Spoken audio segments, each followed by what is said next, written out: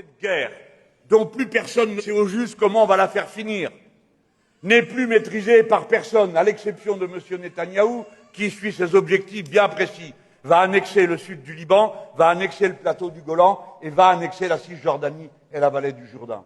Mais tous les autres sont là, vont et viennent, sans savoir ce qui va se passer. La question que beaucoup vont se poser, c'est de savoir que si la clé est la liberté du peuple iranien, que cette liberté ne peut pas être conquise dans la guerre, parce qu'on ne manifeste pas sous les bombes, alors la question va se poser, la pire de toutes pour les Nord-Américains et pour M. Netanyahou.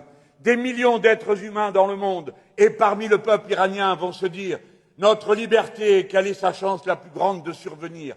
De la victoire de ses alliés, agresseurs, ou de leur défaite?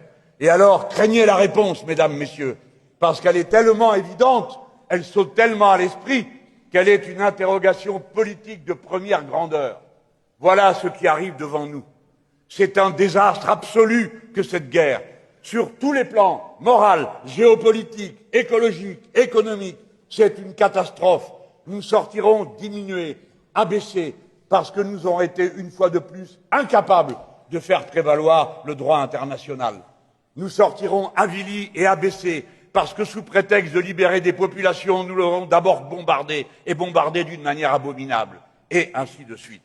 Voilà le moment où n'importe quelle conscience politique comprend l'importance, la valeur fondamentale du concept de non-alignement que les insoumis portent dans cette bataille. Cette guerre est une guerre absolument et totalement illégale.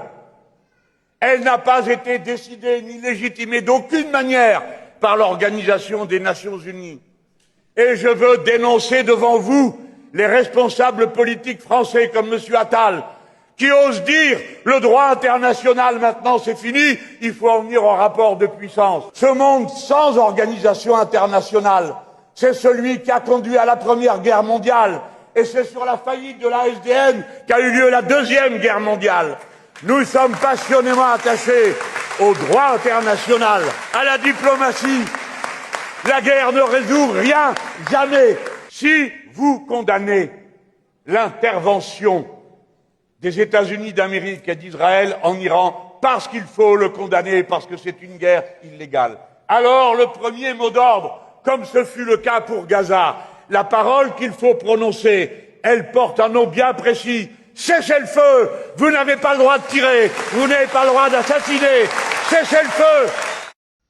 Qui sème le vent récolte la tempête. Souvenez-vous, il y a 2 semaines, il a dit ceci. People are asking me, please, please, please, Mr. President, we're winning too much. We can't take it anymore. Et voilà, l'Iran vient de répondre à cette prière. Puisque vous ne supportez plus les victoires, préparez-vous à un échec cuisant dans le détroit d'Ormuz. Et pour être précis, voici ce que Téhéran a posé sur la table le 12 mars pour un cessez-le-feu. 3 points. 1. La reconnaissance des droits légitimes de l'Iran. 2. L'indemnisation par les États-Unis et Israël des pertes iraniennes. 3. Un garantie internationale pour que ces 2 pays n'attaquent plus jamais l'Iran. 3 conditions tout à fait raisonnables. La règle est simple. Tu attaques, tu casses et tu paies. Mais les États-Unis ne peuvent pas accepter. Pourquoi? Parce que ce serait une humiliation, un suicide politique même pour Trump. Vu de Washington accepter ces conditions, ce serait admettre la défaite. Et ça, c'est totalement impensable pour un président qui, il y a 2 semaines, affirmait gagner et même gagner trop. Et puisque vous en avez assez de gagner, alors voici venu le temps de la défaite. C'est une belle leçon perse, n'est-ce pas? La guerre autour du détroit d'Ormuz va-t-elle mettre à genoux l'économie mondiale? Selon plusieurs sources, l'Iran aurait commencé à déployer des mines. Nos envoyés spéciaux sont au Moyen-Orient. Tous les regards se tournent vers cet axe stratégique de 55 km de large. Benoît Cristal, Ignacio Bornassin et Stéphane Yorgoulescu. Un navire marchand thaïlandais en feu. Sa coque déchirée vraisemblablement par une mine ou un drone naval iranien. Il faisait route vers l'Inde, malgré le refus des assurances de couvrir tout incident en zone de guerre. Selon les médias américains, l'Iran aurait déployé une dizaine de mines dans le détroit d'Ormuz, suffisamment pour frapper 3 navires, l'un dans le détroit, les 2 autres plus à l'ouest, au large de Dubaï. Une étape est franchie dans le conflit, les gardiens de la révolution menacent le commerce mondial. Tout navire qui transporte des marchandises ou du pétrole liés aux États-Unis, au régime sioniste ou à leurs partenaires hostiles sera considéré comme une cible légitime. Hier, le Pentagone pensait avoir neutralisé cette menace après avoir détruit 16 petites embarcations iraniennes capables de disséminer des mines dans le détroit d'Ormuz. Donald Trump, lui, affirme pouvoir contenir ce danger et promet d'escorter les navires marchands. Peine perdue, comme le constate notre équipe aux Émirats arabes unis, près de 1000 bateaux fondus sur place dans le détroit d'Ormuz. Les promesses de Donald Trump n'ont pas convaincu. Ça ne suffit pas encore aujourd'hui pour rassurer les armateurs, les compagnies maritimes. La plupart préfèrent encore garder leurs bateaux complètement immobilisés. Mais de fait, forcément, c'est encore une grande partie du commerce maritime mondial qui reste bloquée à cause de cette menace iranienne. L'Iran, elle, affirme stocker des dizaines de lanceurs de mines dans des tunnels. Ces images, tournées l'année dernière, sont rediffusées aujourd'hui. Je pense qu'avec déjà une dizaine de mines, il y a un effet psychologique qui est important. Si l'Iran décide de mettre des centaines ou des milliers de mines, on sait qu'elle en possède beaucoup, le minage de la zone pourrait être assez rapide. Ce soir, les États-Unis demandent aux civils iraniens d'évacuer au plus vite les ports du sud du pays, pourtant déjà lourdement bombardés la semaine dernière. Les règles sont la saturation médiatique. Ne jamais reconnaître qu'on a perdu, toujours dire qu'on a gagné, même quand on a perdu. Ne jamais se tromper, on a toujours raison. Avoir un réseau qui permet de confirmer tout ce qu'on vient de dire. C'est une règle de vie. Oui, ça vaut pour la vie.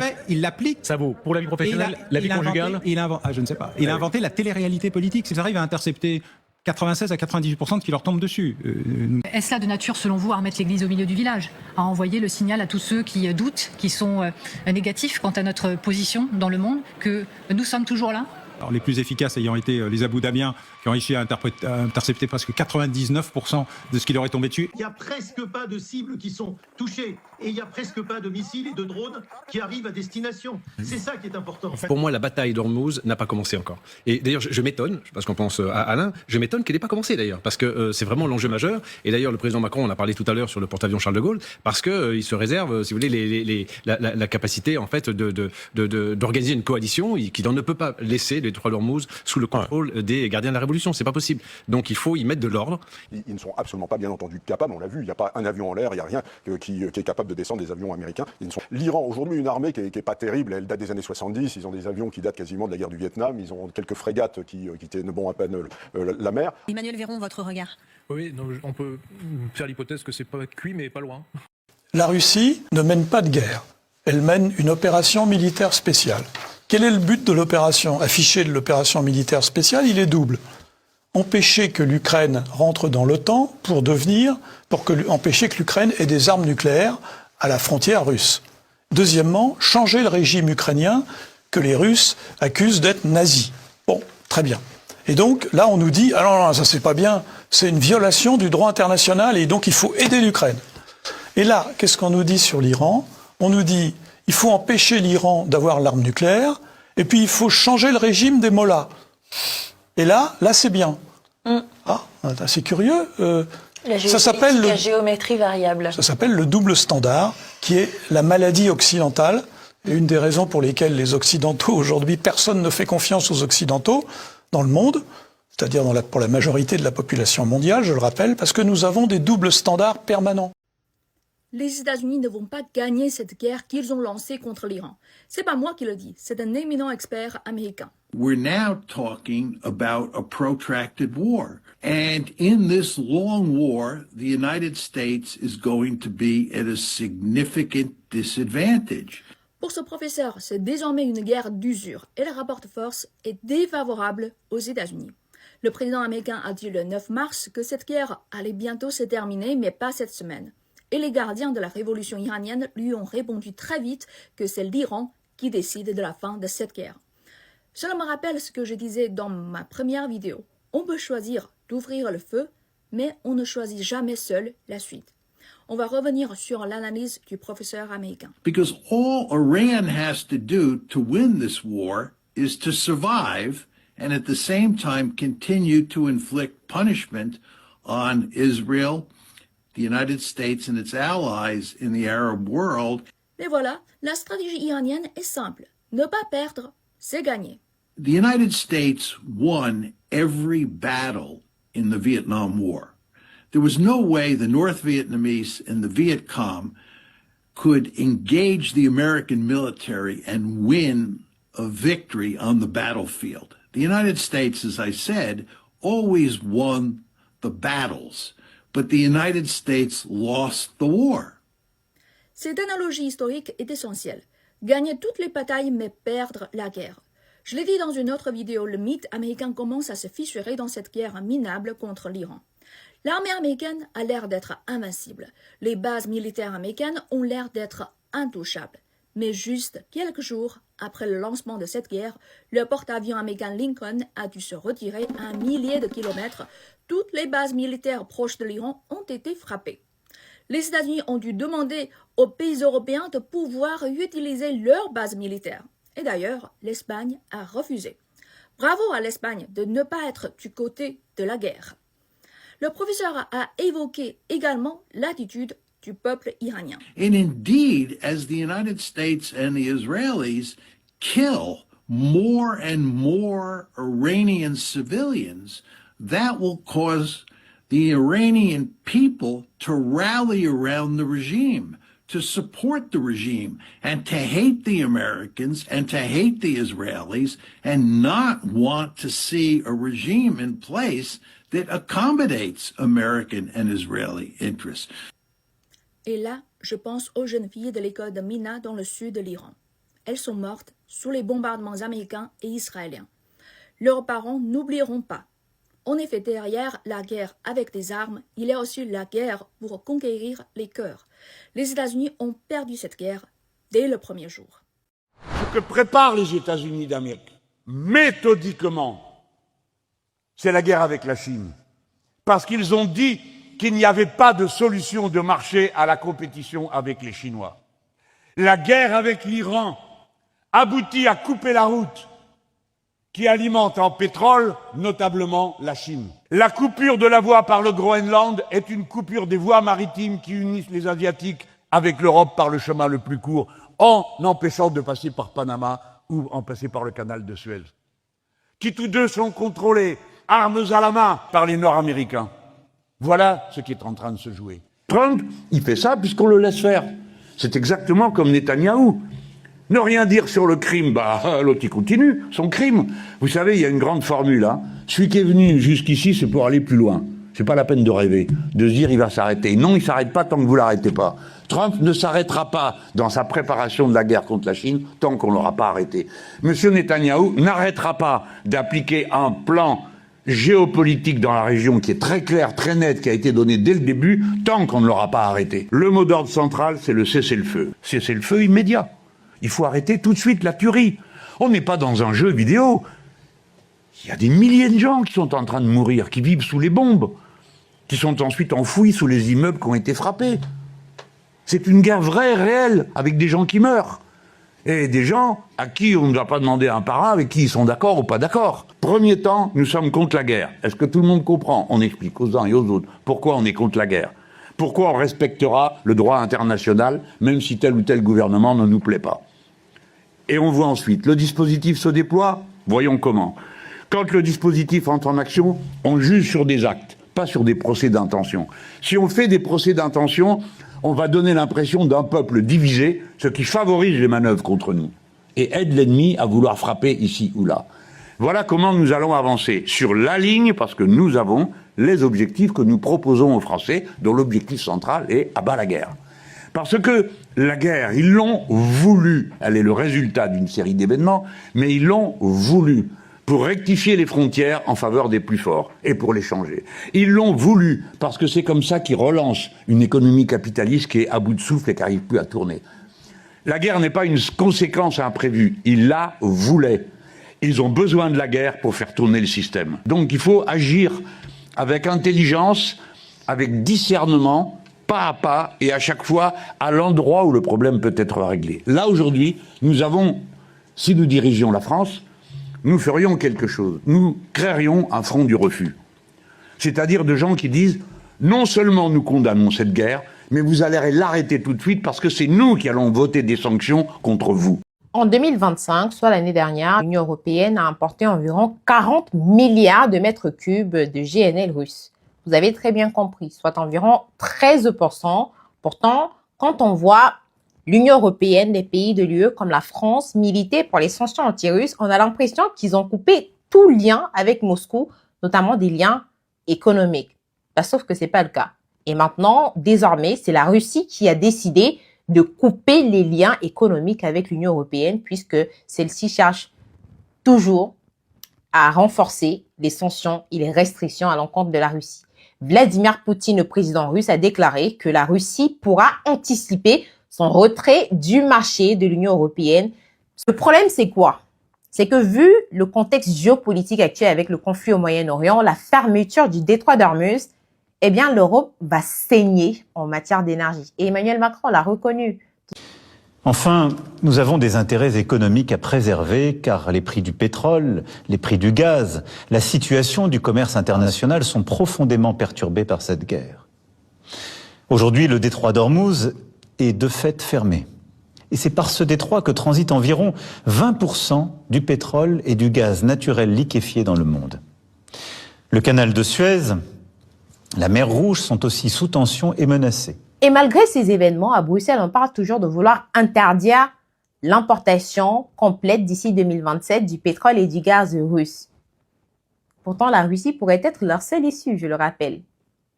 Parfois, je me demande, mais qui prend réellement les décisions à Bruxelles? Et dans l'intérêt de qui? Non, mais soyons honnêtes. La hausse des prix de l'énergie actuellement, c'est que le début vu les événements du Moyen-Orient, le conflit au Moyen-Orient actuellement. Les entreprises sont confrontées à une hausse massive des prix, tandis que les habitants vont payer beaucoup plus cher pour de l'électricité et du chauffage. Même les responsables européens déclarent désormais que c'est une erreur stratégique de leur part d'avoir coupé court avec le gaz russe. Dans ce contexte, Vladimir Poutine a entièrement raison. Anticiper le retrait du marché européen et les laisser saigner tout seul. Tandis que la Russie réoriente ses marchés vers l'Asie ou encore le Moyen-Orient. Et même les Américains, je tiens à préciser que les États-Unis, quand ils doivent sanctionner un secteur, ils se rassurent que les Américains, les entreprises américaines ne bénéficient pas de ce secteur-là avant de sanctionner ce secteur-là. Pendant ce temps, l'Union européenne continue de couper sa propre branche. Tout ce que je peux dire, c'est que si elle continue comme ça à vouloir sanctionner la Russie alors qu'elle est la première bénéficiaire, elle va continuer de creuser sa propre tombe et c'est tant pis pour elle. L'Occident qui se prétend démocratique est en même temps, comme l'a révélé un certain M. Nicolas Sarkozy, la partie la plus sauvage et la plus barbare de l'humanité. Monsieur Sarkozy, venez ici. Quel est le continent le plus sauvage et le plus barbare que l'humanité, que l'humanité ait jamais connu? Venez ici, monsieur Sarkozy, vous-même, vous êtes un parfait sauvage et barbare. Mais quel est le continent le plus brutal? Je vais vous dire une chose. Oui, allez-y. L'Europe, oui, de tous les continents du monde, très bien, est le continent le plus brutal, très bien, où il y a eu les guerres les plus sauvages. Voilà. C'est pas l'Afrique, c'est pas l'Asie. Bon, oui. C'est l'Europe. Merci, monsieur Sarkozy, c'est bon. C'est un fait historique. Le continent qui a semé le plus de guerres sur la Terre, qui est à l'origine même des 2 dernières guerres mondiales, c'est l'Europe, c'est l'Occident. Le continent est la partie de l'humanité qui a lancé 2 bombes atomiques sur un pays sur la Terre. C'est l'Occident, à travers la puissance qui le gouverne, les États-Unis d'Amérique. Hiroshima et Nagasaki. D'accord? La partie du monde qui a le plus saigné l'humanité, c'est l'Occident. C'est un fait scientifique. Le dire, ce n'est pas appeler à la haine, c'est appeler à la prise de conscience. La barbarie politique sur cette terre est d'abord le fait de l'Occident politique. Donc, la démocratie occidentale est un thème, est un motif, est un prétexte qui ne convainc plus personne de sérieux. Personne ne prend au sérieux leur prétention à instaurer la démocratie chez les autres. On sait que ce n'est qu'un alibi. Prenons le second alibi pour lequel ils attaquent l'Iran. Ils veulent attaquer l'Iran parce que pour eux, l'Iran ne pratiquerait pas la bonne gouvernance. Mais la question est la suivante. Mais si l'Iran ne gouverne pas bien, c'est le problème de qui? Est-ce que c'est le problème des Américains? Est-ce que c'est le problème des Anglais? Est-ce que c'est le problème des Européens? Je suis dans mon pays, avec mon peuple, je le gouverne mal. Ton problème dedans, c'est quoi? C'est ton pays? C'est ton territoire? Donald Trump est assis chez lui. Il dit que lui, il a toutes les cartes sur table. Est-ce que l'Iran appartient à Trump? Trump est un descendant d'Allemands. Son grand-père est un Allemand pauvre qui a émigré, eh bien, en Amérique pour se refaire une vie. Et il a refondé sa famille. Bon, Monsieur Trump, de quel droit, en tant que président des États-Unis d'Amérique, vous avez quelque chose à dire sur la manière dont l'Iran est gouverné? Vous êtes iranien? Est-ce que vous êtes ressortissant d'Iran? Est-ce que les 1 648 195 km² de l'Iran là appartiennent aux États-Unis d'Amérique? Qu'est-ce que Donald Trump a à foutre dedans? Si Trump prétend qu'il a son mot à dire et qu'il doit trancher sur la bonne gouvernance en Iran, mais il s'ensuit que tout le monde doit trancher sur la bonne gouvernance aux États-Unis. Toutes les autres puissances devraient entrer aux États-Unis pour punir le gouvernement fédéral américain pour les Noirs américains qui sont tués par la police chaque année. On devrait entrer là-bas pour voir comment la fameuse ICE est en train de maltraiter les immigrants latino-américains, africains, etc. On devrait entrer là-bas pour les punir pour toutes les bavures qu'ils commettent contre leur propre population. Par exemple, les millions d'Américains qui sont abandonnés à la dépendance à la drogue. Les millions de sans-abri qu'il y a à travers les États-Unis. Il faudrait alors que les autres puissances du monde bombardent les États-Unis pour les obliger à bien traiter leurs populations les plus vulnérables. Est-ce que vous voyez l'absurdité d'un tel raisonnement? Comment le monde peut-il s'habituer à ce que les Occidentaux prétendent qu'ils ont leur mot à dire dans les affaires de tout le monde, mais que tout le monde n'a rien à dire dans leurs affaires? Je recommence. Comment le monde a-t-il pu s'habituer à cette idée que les Occidentaux ont quelque chose à dire dans les affaires, et même à faire dans les affaires de tout le monde, mais que tout le reste du monde n'a rien à faire dans les affaires de l'Occident? Comment a-t-on pu s'habituer avec une telle idée? Moi, je suis incapable de m'habituer avec une telle idée. Moi, je ne peux pas vivre normalement avec une telle idée. Le problème sur la Terre, c'est qu'il y a beaucoup de gens qui trouvent ça normal. Ils ont normalisé l'absence de normalité. Ils ont normalisé l'anormal. Ils ont écarté la norme. Et ils ont normalisé l'écart, comme le disait le professeur Hubert Monondiana du Cameroun. Ces impérialistes occidentaux ont normalisé l'écart et ont écarté la norme. On ne se mêle pas de vos affaires. Vous choisissez Macron comme vous voulez, Starmer comme vous voulez, Merz comme vous voulez. Les Iraniens ne s'en mêlent pas. Vous choisissez Donald Trump comme vous voulez. Les Iraniens ne s'en mêlent pas. Mais vous voulez vous mêler de la gouvernance de l'Iran. Allez même jusqu'à, comme Macron, dire que tel pays doit être gouverné par tel. Macron s'est levé, il a dit, Miguel Urrutia doit gouverner le Venezuela parce que je trouve qu'il est meilleur. Mais monsieur Macron, est-ce que les Vénézuéliens choisissent le président français? C'est très grave. Donc la bonne gouvernance est une affaire entre les gouvernants et leur peuple. La redevabilité des gouvernants concerne leur peuple. Elle ne concerne pas les puissances étrangères, les nations étrangères. Enfin, ils viennent sur la question des droits humains. Ils disent que la République islamique d'Iran ne respecte pas les droits humains. Ok, d'accord. Je suis prêt à reconnaître que, incontestablement, il y a des violations des droits qui sont proclamés par la charte de l'ONU. Il y en a. Mais dans quel pays il n'y en a pas de violation des droits humains? Tous les Africains qui ont été massacrés par la France, depuis la période de la traite négrière, jusqu'à ce 21e siècle, il y a eu procès où pour condamner les massacreurs? Ceux qui ont tiré là, en novembre 2004, sur 60 Ivoiriens, devant l'hôtel Ivoire à Abidjan, ils ont été jugés où? C'était pas une violation des droits humains? Les troupes françaises qui ont tiré, par exemple, sur le chemin, quand elles se retiraient de plusieurs pays sahéliens, qui ont tiré sur les foules, est-ce qu'on a jugé ces militaires qui ont tiré sur les foules? Les nombreux massacres américains dans le monde, massacres en Irak, massacres au Vietnam, massacres en Serbie, massacres en Libye, massacres en Somalie, les massacres américains en Amérique latine ont été jugés où? Pour que l'Amérique puisse enseigner les droits de l'homme. Nelson Mandela l'a rappelé un jour, en plein New York, à un journaliste américain qui osait lui faire la morale. en lui disant « Est-ce que vous savez que la puissance qui a commis les crimes les plus atroces, les plus innommables, c'est la puissance américaine? Est-ce que vous savez que vous êtes le modèle parfait de l'impunité totale, le modèle parfait de l'ignominie en matière de droits humains? Est-ce que vous savez cela?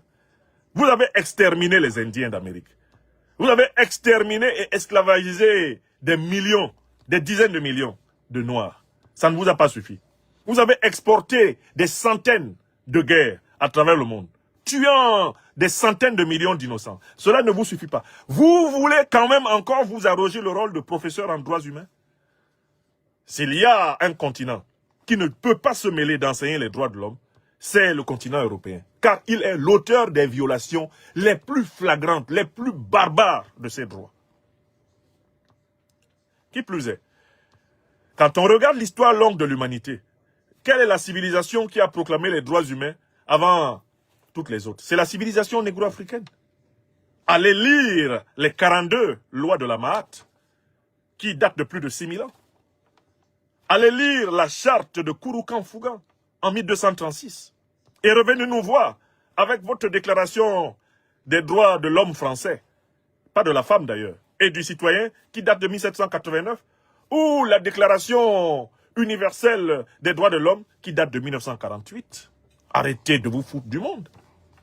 La thématique des droits humains, s'il y a un continent qui a anticipé sur tous les autres pour les affirmer, c'est le continent africain. Vous n'avez rien à nous apprendre en matière de droits humains. Nous étions hommes avant vous. Avant que vous ne fûtes, oh, occidentaux, nous étions. Nous sommes vos ancêtres. Nous sommes vos aînés. L'Afrique a un droit d'aînesse sur tous les peuples de la Terre. Première civilisation. Berceau de l'humanité. Vous ne pouvez pas venir nous apprendre ce que c'est qu'être humain, alors même que l'humanité vous a été transmise par nous. Oui. Les Africains sont les aborigènes de la Terre. Le mot aborigène vient du latin ab originis, c'est-à-dire les premiers habitants. J'espère que vous savez que les Africains noirs sont les premières populations de tous les continents.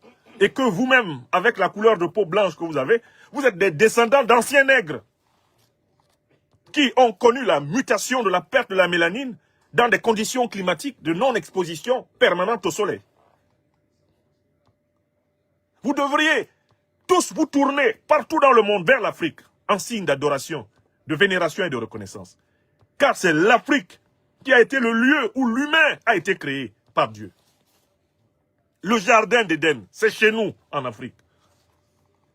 C'est pas un hasard si le continent qui a la plus grande concentration de ressources naturelles, faramineuses et extraordinaires, c'est l'Afrique. Elle a été pensée ainsi par le génie absolu, le génie cosmique, le Tout-Puissant. Et vous osez nous apprendre les droits humains? C'est-à-dire que c'est un peu comme si celui qui doit t'enseigner les droits humains devient ton élève. Aujourd'hui même encore, quelle est la civilisation la plus hospitalière? Quelle est la civilisation la plus généreuse? Quelle est la civilisation la plus solidaire connue sur la terre? Si ce n'est pas la civilisation négro-africaine. Quels sont ceux qui, avec presque rien du tout, sont capables de survivre parce qu'ils se soutiennent? Sur quel continent la solidarité a été, pendant très longtemps, la seule sécurité sociale pour des millions, des centaines de millions, voire des milliards d'individus? L'Afrique. L'Afrique. Beaucoup d'entre nous ne seraient pas vivants s'ils n'étaient pas africains. Si nous étions nés dans d'autres continents, par exemple le continent européen, la plupart d'entre nous ne serions pas vivants. Parce que nous serions nés dans un continent où les liens sociaux sont tellement distordus que nous aurions été abandonnés très tôt à la malmort, comme on les voit. Les gens que vous voyez à Paris, là, couchés sous les ponts, vous pensez qu'ils n'ont pas de famille? On voit des Occidentaux abandonnés aux États-Unis, alors qu'ils ont des frères et des sœurs. Et eux, ils couchent dans la rue, ils dorment dans leur voiture, ils dorment sous les ponts. Pourquoi? Parce que la civilisation occidentale a rapidement perdu des valeurs d'humanité fondamentales qui résistent en Afrique. Oui! Donc, le troisième motif qui est avancé contre l'Iran est un motif faux. la société iranienne a davantage à enseigner ce que c'est que l'humanité à la société occidentale, que la société occidentale n'a à enseigner aux Iraniens. Les Iraniens, ce sont des Perses. C'est une ancienne civilisation, une civilisation érudite, une civilisation remplie de connaissances et de sapience. Les plus grands théologiens occidentaux, se retrouvant face à l'ayatollah, eh bien, Ali Khamenei, savent qu'ils ont affaire à un super docteur de la théologie.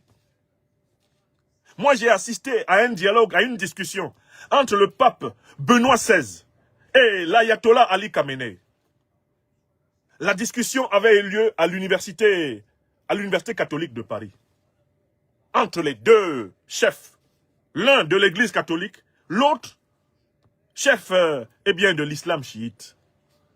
Mais c'était monumental.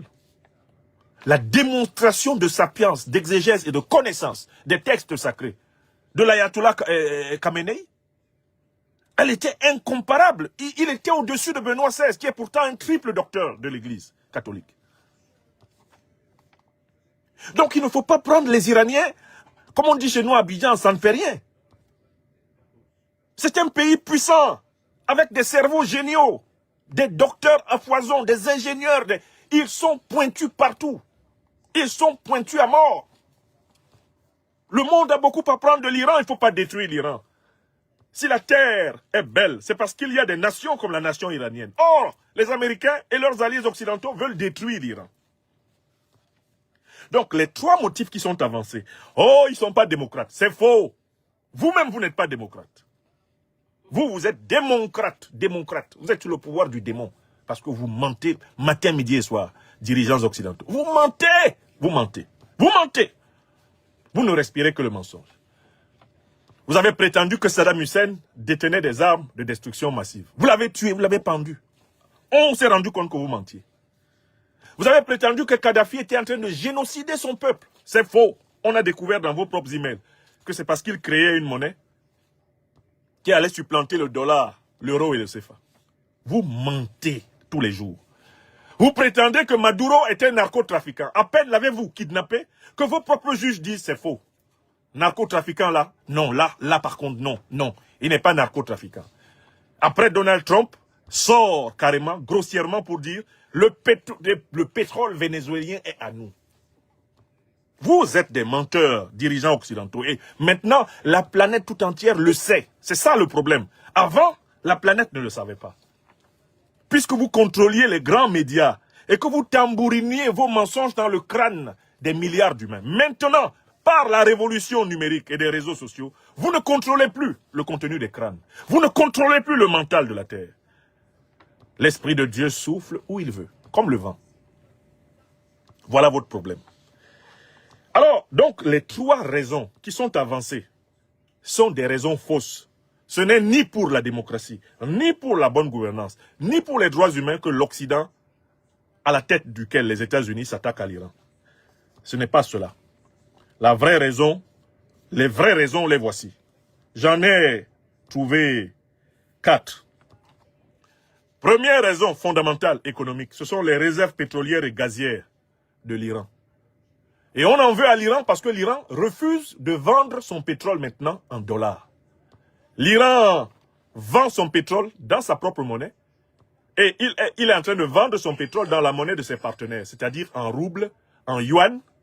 Il vend son pétrole, il accepte la monnaie indienne, il accepte la monnaie nationale de chacun des pays qui vient vers lui. Donc on en veut à l'Iran parce que l'Iran est l'un des acteurs de la dédollarisation, c'est-à-dire de la perte d'influence du dollar. Il faut savoir que le dollar est une monnaie qui a été créée et qui vit essentiellement de la richesse de tous les autres pays du monde. Puisque, à travers ses 835 bases militaires, la puissance américaine impose à tous les pays du monde d'utiliser les dollars pour commercer. Or, dès lors que vous utilisez les dollars, en fait, vous financez l'économie américaine. Parce que dans la moindre transaction, au crédit ou au débit que vous faites en dollars, eh bien, les États-Unis perçoivent une ristourne. Dans la moindre transaction que vous faites en dollars, le dollar, c'est en quelque sorte un poste douanier qui est placé sur toute la Terre. Dès que vous achetez ou vous vendez en dollars, les États-Unis réceptionnent, une marge. Et dès que vous n'achetez plus et vous ne vendez plus en dollars, le dollar perd de son crédit, il perd de sa valeur. C'est la raison pour laquelle on attaque maintenant. Eh bien, c'est la raison pour laquelle on attaque maintenant l'Iran. C'est exactement la raison pour laquelle on attaque le Venezuela. Le Venezuela s'était mis à vendre son pétrole, non plus en dollars, mais en pesos vénézuéliens, en roubles russes, en yuan chinois, en rial iranien, etc. C'est la raison pour laquelle Trump attaque. L'Occident attaque, pourquoi? Parce que l'Occident n'a pas de pétrole, il n'a pas de gaz. Et il tient à avoir un approvisionnement quasi gratuit dans ces matières premières stratégiques qui sont la condition du fonctionnement de son industrie. Voilà la première raison. La seconde raison, c'est que l'Iran a refusé de se soumettre, comme les autres nations à dominance musulmane, l'Iran a refusé de se soumettre à l'hégémonie américaine. Vous le savez très bien, l'Arabie Saoudite, le Qatar, les Émirats Arabes Unis, l'essentiel des monarchies pétrolières du Golfe ont abandonné leur souveraineté entre les mains des États-Unis qui les occupent militairement et qui ont dicté le fait que le pétrole ne devait se vendre qu'en dollars. C'est le fameux deal qui a fondé l'alliance entre les États-Unis d'Amérique et le Royaume d'Arabie Saoudite, qui s'applique à toutes ces monarchies du Moyen-Orient. Ce deal dit ceci, eh bien, vous devez laisser acheter ou vendre votre pétrole, eh bien en dollars. En échange, nous vous assurons une protection militaire. Et jamais vous ne serez attaqué. Voilà le Moyen-Orient. Le Moyen-Orient est essentiellement composé de monarchies. Pourquoi les États-Unis d'Amérique n'imposent-ils pas la démocratie en Arabie Saoudite? Pourquoi n'imposent-ils pas la démocratie au Qatar, aux Émirats Arabes Unis? Pourquoi est-ce qu'ils n'imposent pas la démocratie au Bahreïn? Parce que tous ces pays leur sont soumis. Et qu'ils vendent leur pétrole en dollars et font les 4 volontés des États-Unis qui les occupent militairement. Vous comprenez? Donc en fait, ce sont des pays qui sont là pour créditer le dollar. Ce sont des pays qui, globalement, eh bien, vendent leur richesse pour renforcer la richesse américaine. Est-ce que vous comprenez? L'Iran a refusé d'entrer là-dedans. De telle façon que les États-Unis d'Amérique et l'Occident dominent en réalité l'islam sunnite.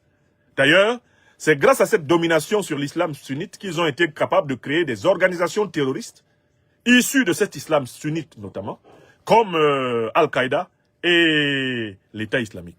Ce sont des groupes de mercenaires de coloration sunnite qui sont sous le contrôle de l'OTAN et des États-Unis et qui ont été créés dans ces conditions-là. L'Iran, quant à lui, pratique une branche de l'islam qui descend du gendre du prophète de l'islam qui s'appelait Ali. Et cette branche de l'islam, qui est née donc d'une rupture avec une partie de l'islam sunnite, s'appelle le chiisme, du mot arabe shi'a, qui veut dire ceux qui se sont séparés. Ce chiisme iranien, eh bien, unit en quelque sorte donc les Iraniens, les Syriens alaouites, comme les Assad qui étaient au pouvoir en Syrie, et le Hezbollah, que l'on retrouve au Liban. Or, que ce soit le Hezbollah libanais, que ce soit les Alaouites de Syrie, proches donc du régime ancien des Assad, ou que ce soit eh bien, les chiites d'Iran qui sont au pouvoir avec la révolution iranienne, ils refusent de se soumettre eh bien, à l'Arabie Saoudite, ils refusent de se soumettre aux sunnites, et par ricochet, refusent de se soumettre à la domination américaine, à la domination occidentale. Vous avez compris? C'est parce que l'Amérique et l'Occident veulent continuer à contrôler l'islam, comme ils le contrôlent à travers leurs vassaux, les Saoudiens, les Qataris et consorts, qu'ils combattent l'Iran. Ils combattent l'Iran, parce que les chiites ne se sont pas soumis à Washington. Est-ce que vous comprenez? Très bien. Ça, c'est la deuxième raison. Le contrôle est bien de l'islam. Et son instrumentalisation trouve une limite en Iran. L'Iran résiste au contrôle de l'islam par l'Occident. Troisième raison. On en veut à l'Iran parce que l'Iran refuse de se soumettre au monde unipolaire, dirigé par les États-Unis, et au cœur des États-Unis, le lobby, eh bien, juif, le lobby israélien. L'Iran refuse de se soumettre et affirme son droit à la souveraineté. Il affirme son droit à la souveraineté et adhère par conséquent à la dynamique du monde multipolaire, aux côtés de la Russie, de la Chine, aux côtés de l'Inde, aux côtés de l'Afrique du Sud, aux côtés de l'Alliance des États du Sahel, aux côtés du Venezuela, aux côtés de Cuba, aux côtés de la Colombie, de la Bolivie, du Brésil, toutes ces puissances qui émergent et qui disent « nous ne voulons plus nous soumettre au diktat des Occidentaux ». L'engagement fort de l'Iran dans le monde multipolaire, l'engagement fort de l'Iran dans les BRICS, c'est cela qui lui vaut l'agressivité américaine et occidentale. Parce que le succès des BRICS, le succès du monde multipolaire signifie la fin de l'hégémonie de l'Occident. Sur le terrain économique comme sur le terrain politique. Et il y a une quatrième raison pour laquelle ils en veulent à l'Iran, c'est que l'Iran veut exercer totalement sa souveraineté. Notamment, l'Iran veut exercer totalement sa souveraineté en passant du nucléaire civil au nucléaire militaire. Pourquoi l'Iran a-t-il intérêt à aller vers le nucléaire militaire? Parce que si l'Iran possède la puissance nucléaire militaire, il ne sera plus attaquable aussi aisément qu'il l'a été depuis plusieurs décennies. Pourquoi les États-Unis ne bombardent-ils pas la Corée du Nord? Parce qu'ils savent que la Corée du Nord est capable de bombarder les États-Unis et qu'elle possède des ogives nucléaires qu'elle peut balancer sur les États-Unis. C'est pour ça que les Américains n'attaquent pas la Corée du Nord frontalement. Ils n'attaquent pas la Russie frontalement pour les mêmes raisons. Ils n'attaquent pas la Chine frontalement pour les mêmes raisons. Et l'Iran l'a compris. L'Iran s'est mis à développer son nucléaire civil. Et l'Iran, actuellement, commence à affirmer qu'il possède désormais le nucléaire militaire.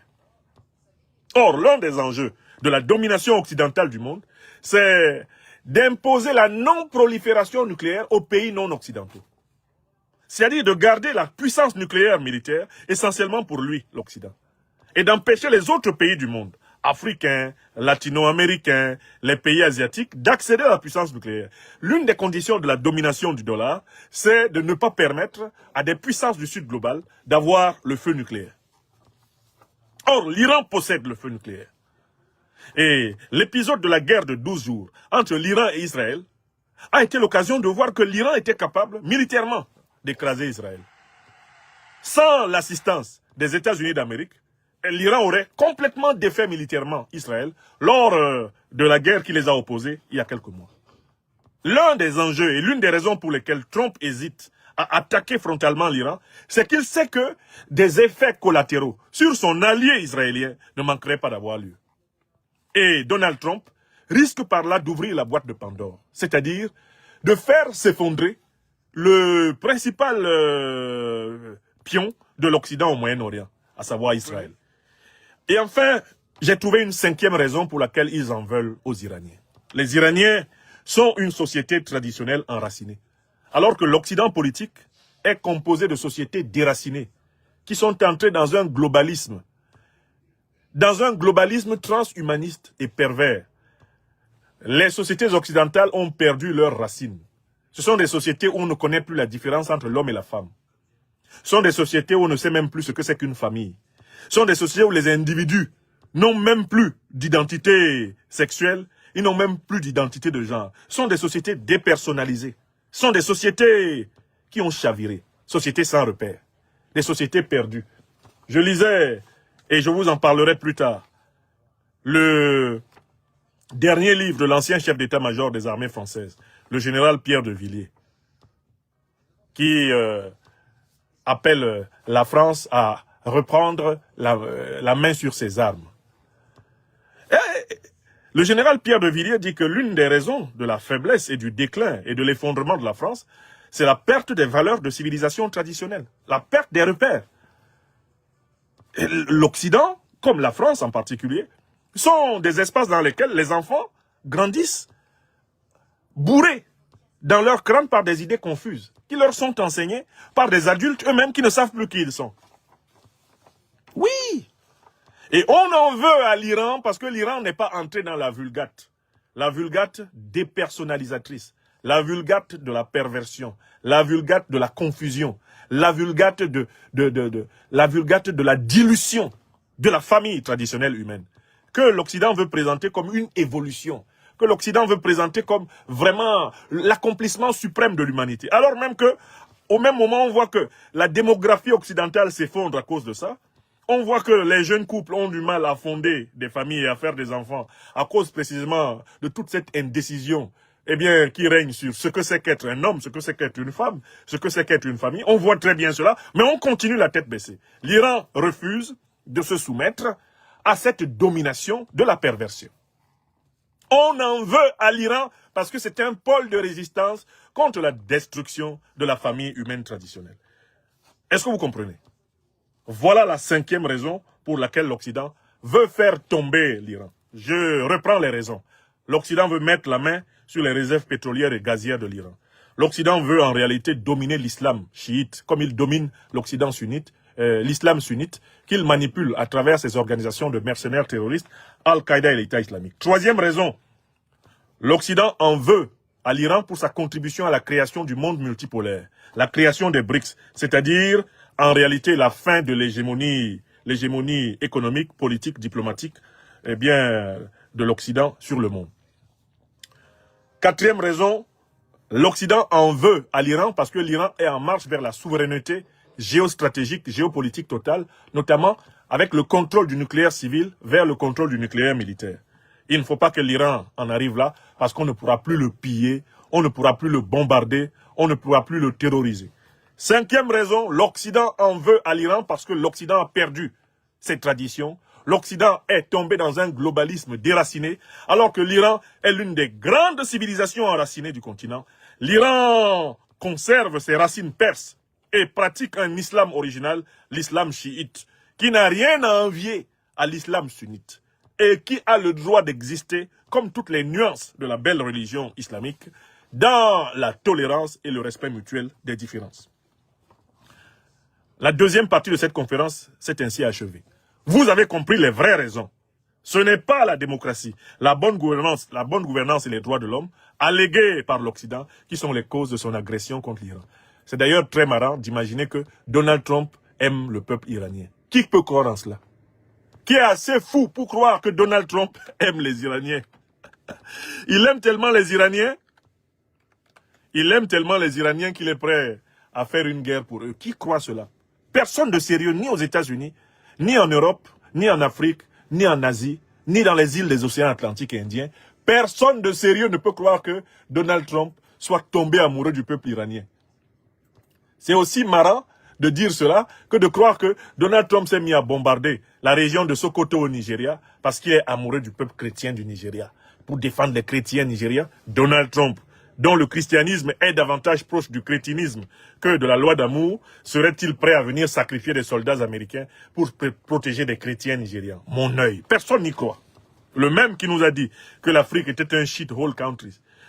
Hein? Le même qui a mis en place une politique d'immigration pour chasser le maximum d'étrangers, eh bien, non blancs du sol américain. Il peut dire à qui qu'il l'aime. Sont bien naïfs les Iraniens qui se donnent la mort en espérant que Donald Trump puisse les magnifier, qu'il les glorifie et qu'il les récompense. Bien naïfs, bien nuls sont-ils, qui espèrent la protection de leur ennemi principal. Celui même qui sabote l'Iran. C'est celui-là qui prétend protéger les victimes de son sabotage. Venons-en à la 3e partie de notre conférence, et c'est la conclusion, les leçons pour l'Afrique. Qu'est-ce qu'on en tire? Qu'est-ce qu'on tire de tout ceci? C'est très important, toujours, de faire un retour sur nous-mêmes.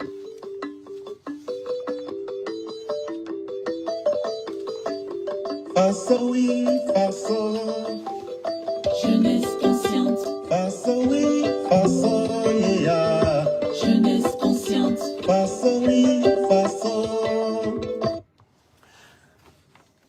Troisième et dernière partie de cette conférence du 13 janvier 2026. Quelles sont les leçons que nous, Africains, devons tirer de ce que nous savons, de ce qui se passe réellement en Iran? Quelles sont les leçons que nous devons en tirer? Premièrement, moi j'ai dégagé 4 leçons qu'on peut en tirer. Peut-être que vous en trouverez d'autres. Même pour moi, il y a 4 leçons essentielles de ce qui se passe entre l'Occident politique et l'Iran. Première leçon, nous, Africains, ne devons plus jamais tomber sous le charme de la diabolisation occidentale de qui que ce soit sur la Terre. C'est ce que je peux appeler une leçon médiatico-psychologique. Plus jamais les Africains ne doivent tomber sous le charme des campagnes de diabolisation initiées par les grandes puissances impérialistes occidentales. Parce que nous en avons été victimes plusieurs fois. Nous sommes passés par des erreurs d'appréciation. Parce que pendant longtemps, nous étions drogués par les médias occidentaux qui monopolisaient la circulation de l'information et ainsi pouvaient s'adonner sans difficulté à la désinformation. Souvenez-vous de comment on nous a fait détester Ceausescu avant de le tuer. Souvenez-vous de comment on nous a fait détester Kadhafi avant de le tuer. Souvenez-vous de comment on nous a fait détester Saddam Hussein avant de le tuer. Souvenez-vous comment on nous fait détester. On nous a fait détester Maduro avant de le kidnapper. Souvenez-vous de comment on nous a fait détester Yasser Arafat tout au long de sa vie. Souvenez-vous de comment on nous a fait détester Kadhafi. Comment on nous a fait détester Sankara. Comment on a tout fait pour nous faire détester Nelson Mandela.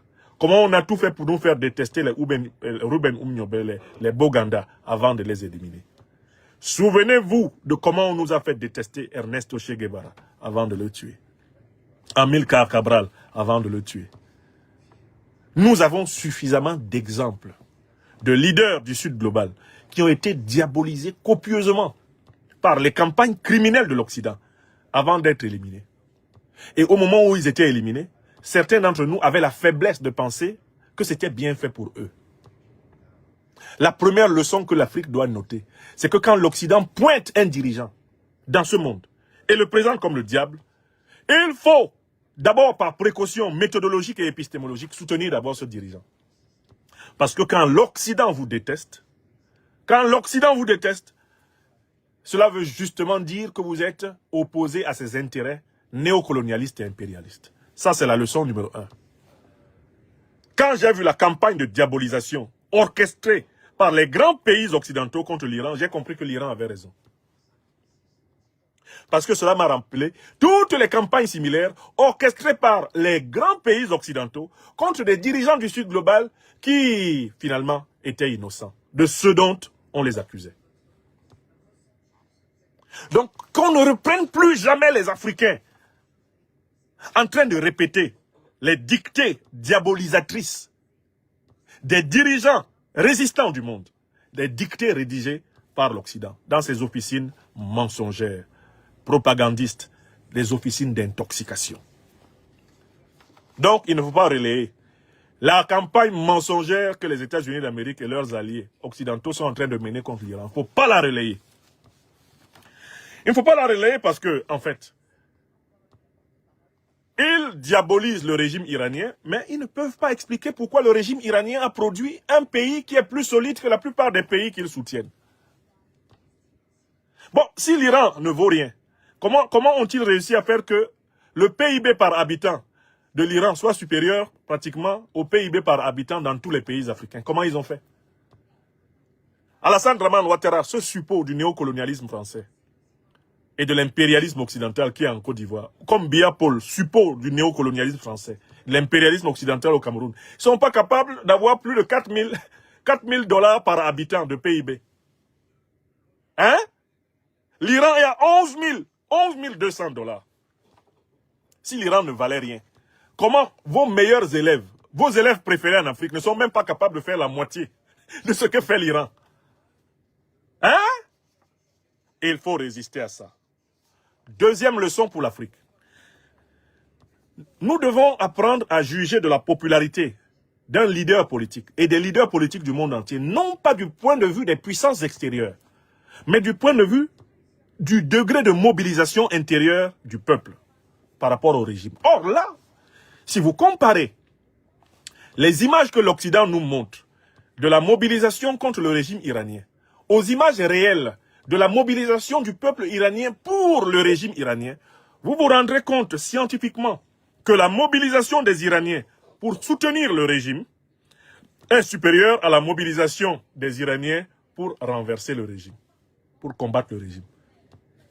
Hier, seulement dans Téhéran, c'est plus de 3 millions d'Iraniens qui sont sortis pour marquer leur soutien à leur régime.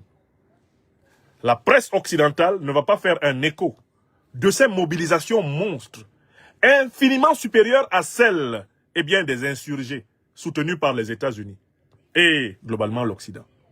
Or, le vrai critère d'appréciation du degré de popularité du régime iranien, ce n'est pas ce que racontent, eh bien, ceux qui diffusent les images des révoltés de l'opposition, mais c'est la comparaison de ces images des révoltés de l'opposition avec les mobilisations en soutien au pouvoir. Objectivement, quand je prends les images des révoltés de l'opposition et que je les compare aux images de la mobilisation des partisans du pouvoir, je constate que le pouvoir iranien est infiniment plus populaire que ne le pensent les médias occidentaux. Donc, le bon critère, c'est de sonder de l'intérieur. Ne nous laissons plus dicter la définition de celui qui est populaire par la manipulation médiatique occidentale. Intéressons-nous aux critères de comparaison interne à chacun des pays. Et à ce moment, nous verrons l'ampleur de la mystification. Deuxième leçon, la popularité ne se juge pas de l'extérieur, mais de l'intérieur. Troisième leçon, et c'est extrêmement important pour l'Afrique. L'Afrique doit, en regardant ce qui se passe en Iran, se prémunir contre les révolutions télécommandées par l'Occident. L'Occident était un spécialiste des révolutions télécommandées. Par exemple, ce qu'on a appelé le printemps arabe. Par exemple, ce qu'on a appelé la révolution orange.